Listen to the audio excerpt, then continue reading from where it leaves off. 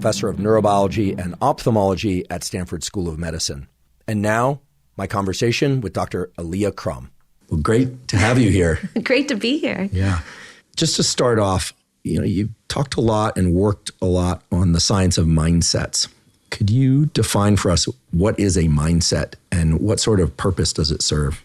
We define mindsets as core beliefs or assumptions that we have about a domain or category of things that orient us to a particular set of expectations, explanations, and goals.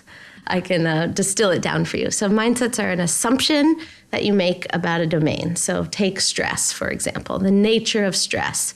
What's your sort of core belief about that? Do you view stress as enhancing, good for you, or do you view it as debilitating and bad for you? Those mindsets, those core beliefs orient our thinking. They change what we expect will happen to us when we're stressed, how we explain the occurrences that happen or unfold when we're stressed, and also change our motivation for what we engage in when we're stressed. It's sort of distilling down those core assumptions that really shape and orient our thinking and action. I've heard you say before that mindsets simplify life in some way by constraining the number of things that we have to consider.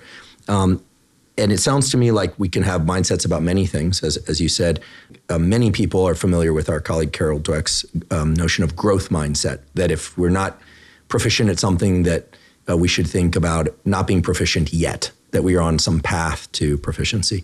But what are some examples of mindsets and how early do these get laid down, or do we learn them from our parents?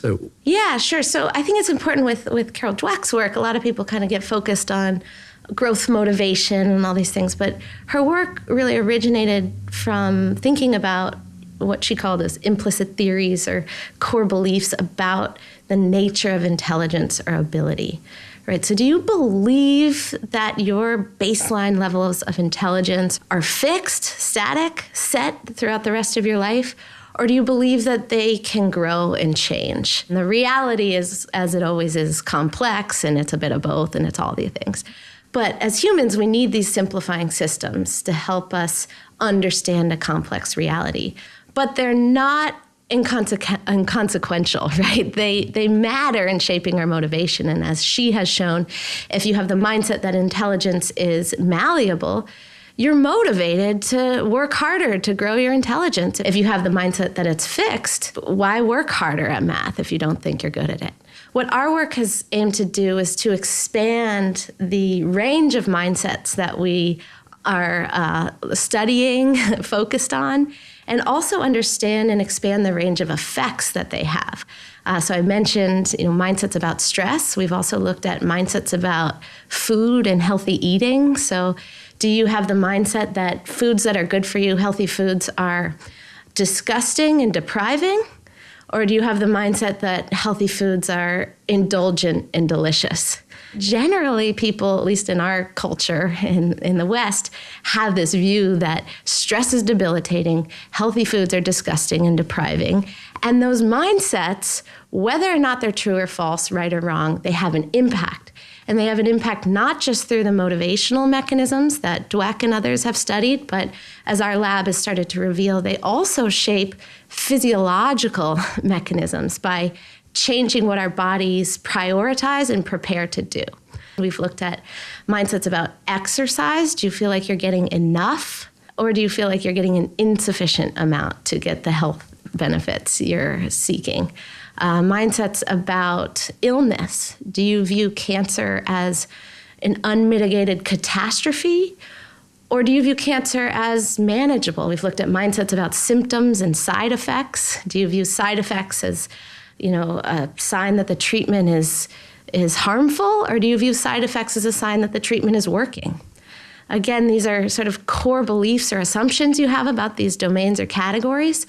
But they matter because they're synthesizing and simplifying the way we're thinking, but they're also shaping what we're paying attention to, what we're motivated to do, and potentially even how our bodies respond.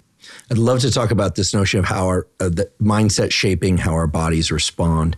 And maybe as an example of this, if you could share with us this now famous study that you've done with a milkshake study.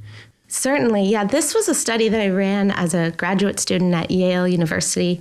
I was working with Kelly Brownell and Peter Salovey. Peter Salovey had done a lot of work on really coining the term emotional intelligence, studying He's now the president of Yale, He's now right? the president of Yale, yes. So he's done well. He's done well for himself and for the university and society. I had come in doing some previous work on mindsets about exercise and placebo effects in exercise, and it really occurred to me that there was a very simple question that hadn't been probed yet.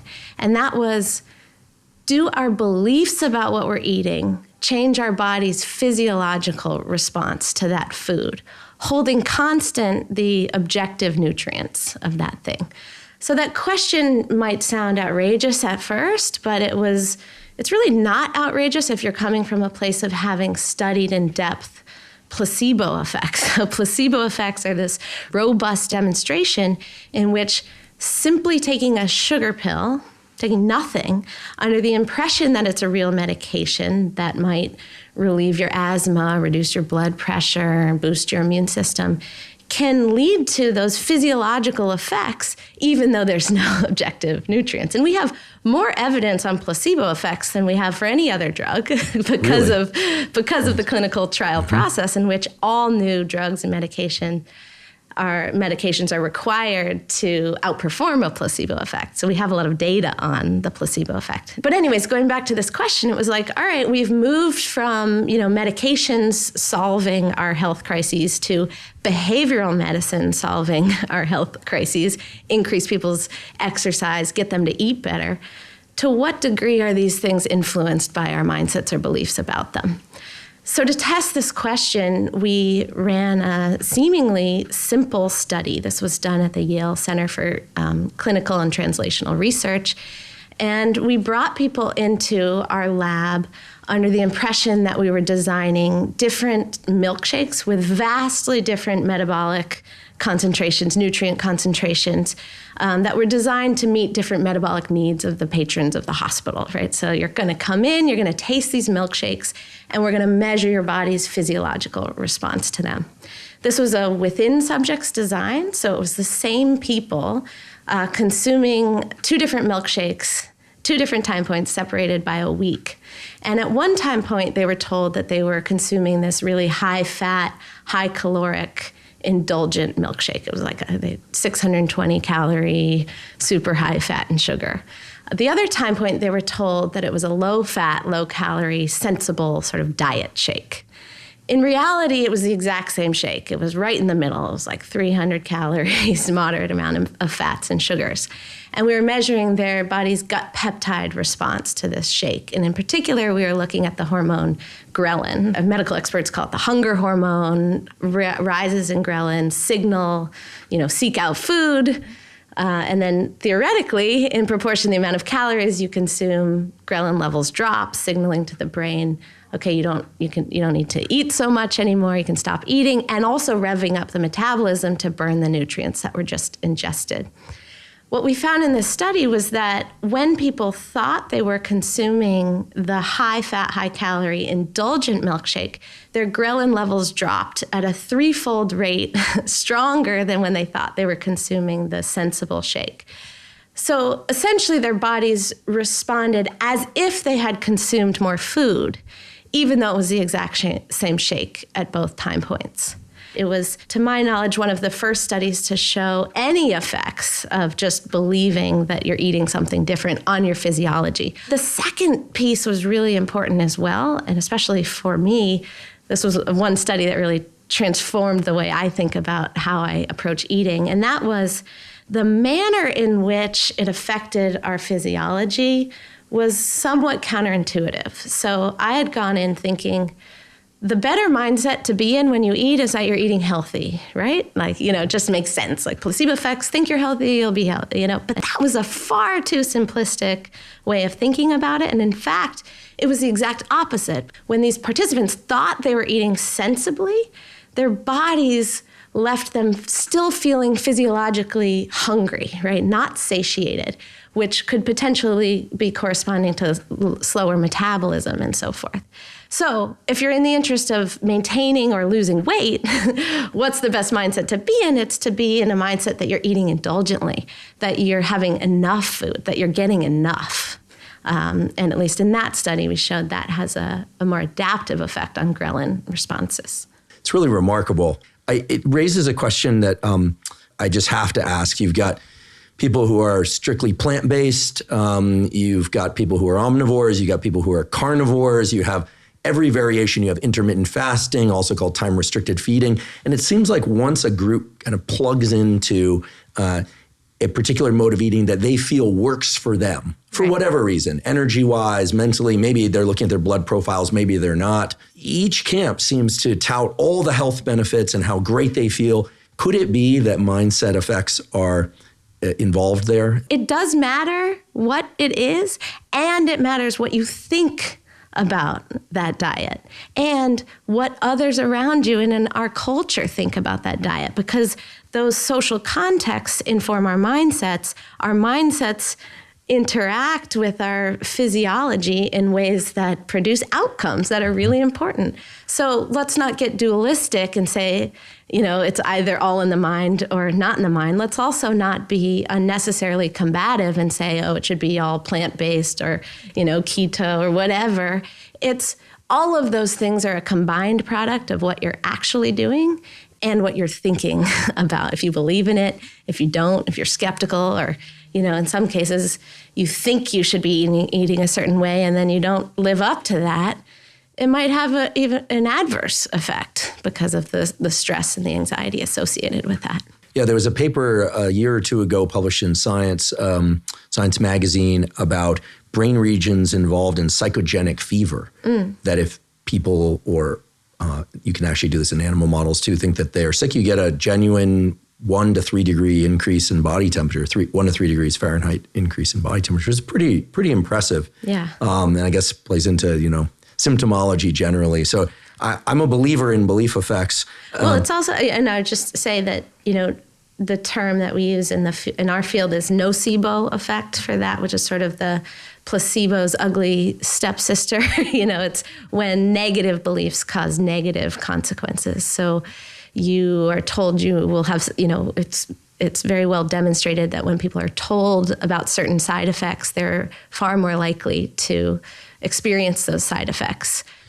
I'd love for you to tell us about the hotel workers study. I think that this is a really good example of this phenomenon, right? That the total effect of anything is a combined product of what you're doing and what you think about what you're doing. And we found a group of people who were getting a lot of exercise, but weren't aware of it. A group of hotel housekeepers. So these were women working in hotels who were on their feet all day long, pushing carts. It was clear that they were getting above and beyond at least the Surgeon General's requirements at that time, which were to accumulate 30 minutes of moderate physical activity per day. But what was interesting was when we went in and surveyed them and asked them, hey, how much exercise do you think you're getting? A third of them said 0. And the average response was like a 3 on a scale of 0 to 10. So it's clear that even though these women were active, they didn't have that mindset, right? They had the mindset that their work was just work, hard, maybe thankless work that led them to feel tired and in pain at the end of the day, but not that it was good for them, that it was good exercise. So what we did was we took these women and we randomized them into 2 groups, and we told half of them that their work was good exercise. In this case, it was true, factual information. We oriented them to the Surgeon General's guidelines. We oriented them to the benefits that they should be receiving. And then we had measured them previously on their physiological metrics like weight and body fat and blood pressure. And we came back 4 weeks later and we tested them again. And what we found was that these women, even though they hadn't changed anything in their behavior, they had benefits to their health. So they lost weight, They decrease their systolic blood pressure by about 10 points on average. What this reveals is that we have to be more thoughtful in how we go about motivating people to exercise or teaching people about the benefits.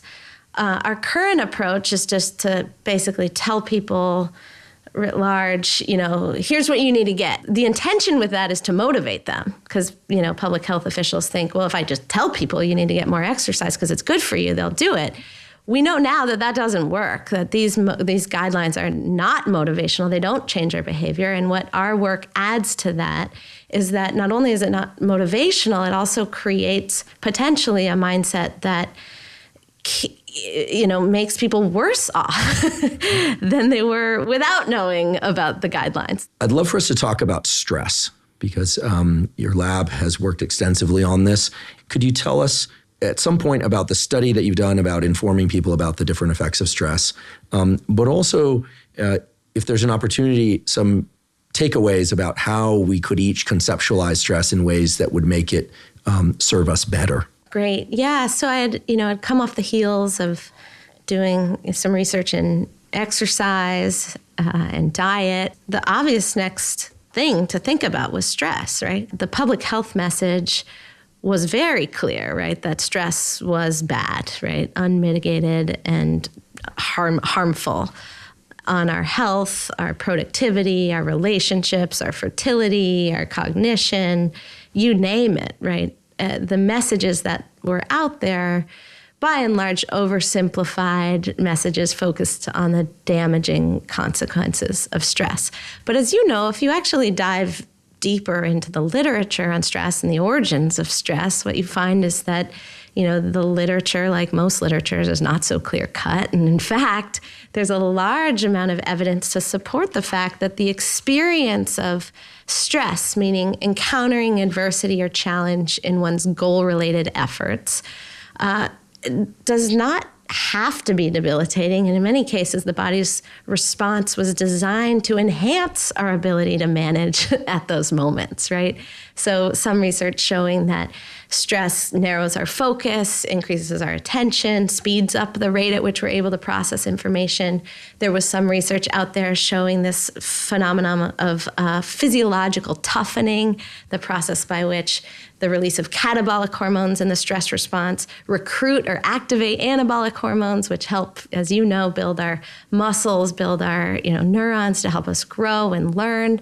And there was a whole body of emerging research on post-traumatic growth, or this phenomenon in which even the experience of the most traumatic stressors, the most chronic and enduring stressors, could lead not to destruction, but in fact to the exact opposite, to an enhanced sense of connection with our values, connection to others, sense of joy and passion for living.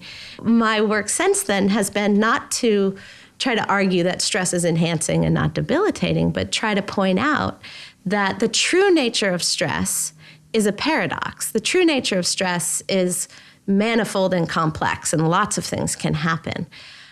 But to question what's the role of our mindset about stress in shaping our response to stress.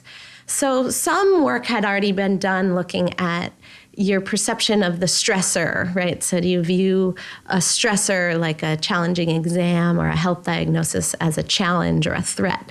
And that had shown pretty convincingly that when you view stressors more as a challenge, less as a threat, that your brain and body responds more adaptively. What our question was to take the sort of psychological construal one step higher in abstraction. So not just the stressor, but the nature of stress, right? Do you, at that core level, do you view stress as something that's bad, is going to kill us, and therefore should be avoided? Or do you view some stress as natural and something that's going to enhance us? And so we set out to design a series of studies to test the extent to which these mindsets about stress mattered. And we found in a number of correlational studies that more enhancing stress mindset was linked to better health outcomes, better well-being, and higher performance. So then we set out to see if we could change people's mindsets. And in our first test of this, we decided to do so by creating these multimedia films that showcased research, anecdotes, facts about stress, all true, but oriented towards one mindset or the other, right? So you can imagine one set of films showed basically the messages that were out there in the public health context. The other showed, hey, stress has been linked to these things, but in fact, the body stress response was designed to do this. Did you know it could do that? And we had empowering images like LeBron James making the free throw in the final minute versus missing it. So either people saw a video that basically made it seem like stress will diminish you, crush you, reduce you, yes. Or a video very similar, stress will grow you, bring out your best, and maybe even take you to heightened levels of performance that you've never experienced before. Exactly. And our question was, does orienting people to different mindsets change how they respond to stress? So this study was done in the wake of the 2008 financial crisis. We worked with UBS, a financial service company that was undergoing pretty massive amounts of layoffs. So these employees were stressed about being laid off. They were taking on more pressure. It was just a tough time. And we randomized them into 3 conditions. And this was all pre-work before getting a training on stress. But the 3 different conditions, some watched no videos, some watched the stress will crush you videos, and some watched the stress could enhance you videos. And what we found was that it was a total of 9 minutes of videos over the course of the week, led to changes in their mindsets about stress, which led to changes in their physiological symptoms associated with stress. So people who watched the enhancing films had fewer backaches, muscle tension, insomnia, racing heart, and so forth. And they also reported performing better at work compared to those who watched the debilitating videos. Now, interestingly, we didn't make anyone worse with the debilitating videos, well, which was good. We had told the IRB we didn't expect that because that message was already out there. That's what they were already seeing. That wasn't new to them. It was more this enhancing perspective that turned out to be inspiring. People get this wrong sometimes. They think that I'm saying that a stress is enhancing mindset means you should like stress. That's not what we're saying, right? Having a stress is enhancing mindset doesn't mean the stressor is a good thing, right? It doesn't mean that getting a cancer diagnosis is a good thing or being in abject poverty is a good thing. These are not good things. But the experience of the stress associated with that, the challenge, the adversity, that experience can lead to enhancing outcomes with respect to not just our cognition, but our health, our performance, and our well-being. How does that work, right? Well, it works through a number of different pathways. One is that it changes fundamentally what we're motivated to do. So if you just imagine we're stressed about something and you think that stress is bad, then what's your motivation, right? Your motivation is first you get worried about the stress, right? And second is your reaction is typically to do one of 2 things. It's either to freak out and do everything you can to make sure that this doesn't affect you, negatively, or to check out and say, oh, it's not a big deal, I'm not going to deal with it. You're basically in denial. So people who have a stress is debilitating mindset, and we've shown this in our research, tend to go to one or the other of those extremes. They freak out or they check out. Why? Because if stress is bad, you need to either get rid of it and deal with it or it needs to not exist, right? If you have a stress is enhancing mindset, the motivation changes, right? Then the motivation is, how do I utilize the stress to realize the enhancing outcomes? What can we do here, right, to learn from this experience to make us stronger, fitter, have better science and treatments for the future? deepen my relationships with others, improve, my priorities and so forth, right? So the motivation changes, the affect around it changes. It doesn't make it easy to deal with, but what we've shown in our research is that people who have a stress-enhancing mindset have more positive affect, not necessarily less negative affect, and it potentially changes physiology. We have a few studies that show that people who are inspired to adopt more enhancing mindsets have more moderate cortisol response, and they have higher levels of DHEA levels in response to stress. We had a guest on this podcast. He actually he's a PhD scientist who runs the UFC Performance Training Institute. His name is Duncan French. And his graduate work at UConn Storrs was very interesting. It was in exercise science and physiology. What he showed was that if you could spike the adrenaline response, I think they did this through first-time skydive or something like that testosterone went up. Now, this spits in the face of everything that we're told about stress and testosterone levels, right? So it turns out that at least in the short term, that a very stressful event can raise anabolic hormones. Yeah. And I think that people forget at a mechanistic level that adrenaline is epinephrine, and epinephrine is biochemically derived from the molecule dopamine. If you look at the pathway and even just Google it and go images, you'll see that adrenaline is made from dopamine. And dopamine and these anabolic hormones have they're sort of close cousins. They work together in the pituitary and hypothalamus. So it makes sense that one could leverage stress toward growth.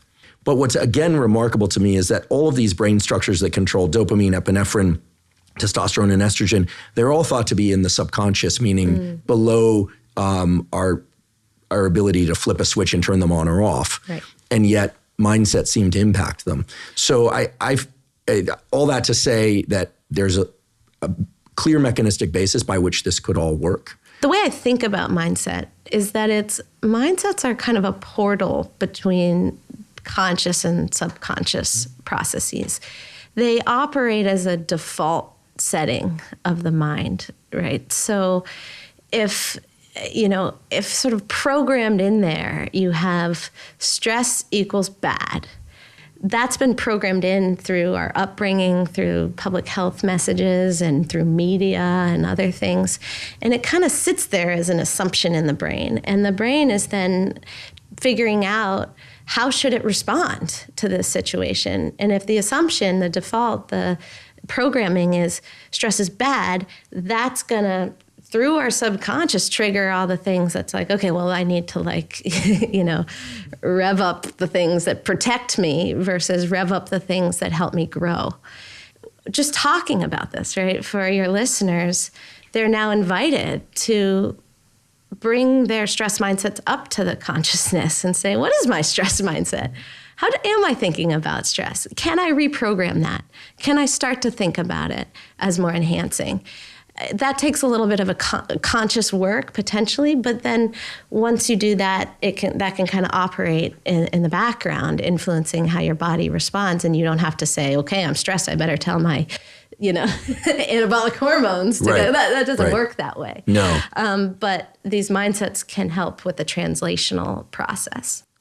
How should we, the listeners, think about stress? Is there a short list of ways that we can leverage stress to our advantage? Yeah, and that's an important nuance in your language, which is people have, by and large, come from a place of how do you manage stress? How do you cope with it? Which implies how do you fight against it? And yeah, the real challenge is how do we leverage it? How do we utilize it? How do we work with it? And yeah, I have a lot of thoughts on this. The first and most important thing is to clarify our definition of stress. The negative stress mindset is so insidious that now people define stress with its negative consequences.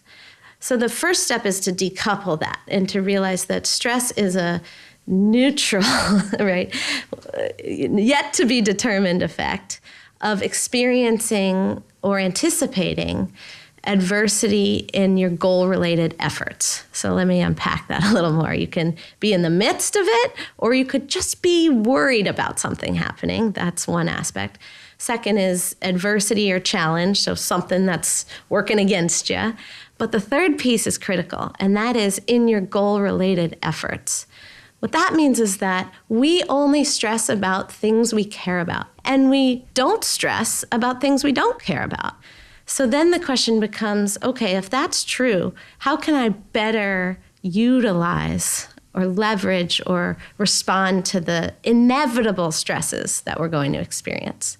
And we've developed a 3-step approach to adopting a stresses-enhancing mindset. And briefly, the first step is to just acknowledge that you're stressed. The second step is to welcome it, because inherently in that stress is something you care about.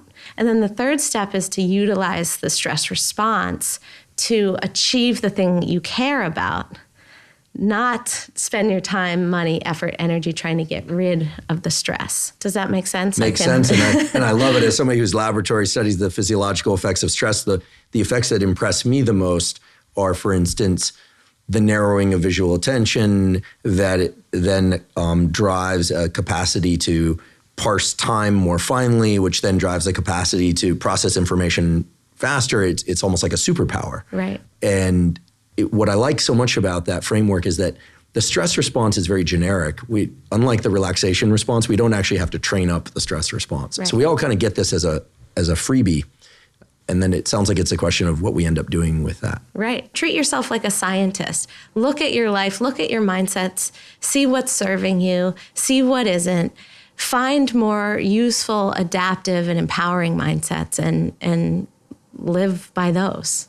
What are the mindsets that you try and adopt on a regular basis? The guiding light for me has been an undercurrent of understanding that our mindsets matter. I think I got that very clearly and deeply as a child, both through my experiences as an athlete. You know, I know many of your listeners are athletes. Any athlete knows that you can be the same physical being from one day to the next, one moment to the next, and perform completely differently just depending on what you're thinking. I was a gymnast growing up, and if you can't visualize, if you can't see something in your mind, then you have no chance when you get up there on the balance beam, right? And my father was a martial artist, a teacher of meditation, so this kind of mind-body work was baked into me from an early age. And I think what I've done recently is to try to understand it scientifically, and more importantly, to figure out how can we do better with this, right? How can we, we're all talking about AI taking over the world and technology this and all, personalized medicine that, and it's like we have done so little, relatively so little with the human resource, our human brains, that the potential for which is so great, and we've done almost nothing. Take the placebo effect. We know a lot about what it is. We've done almost nothing to leverage that in medicine, consciously and deliberately. So what keeps me going, what gets me through the hard times is just that burning question of what is going on here and what more can I do with the power of my mind? Well, I and millions of other people are so grateful that you do this work. It's so important and it's truly unique. Where can people find you? Ask questions, find your papers, learn more? Yeah, all our papers and materials and interventions are housed on our website, mbl.stanford.edu.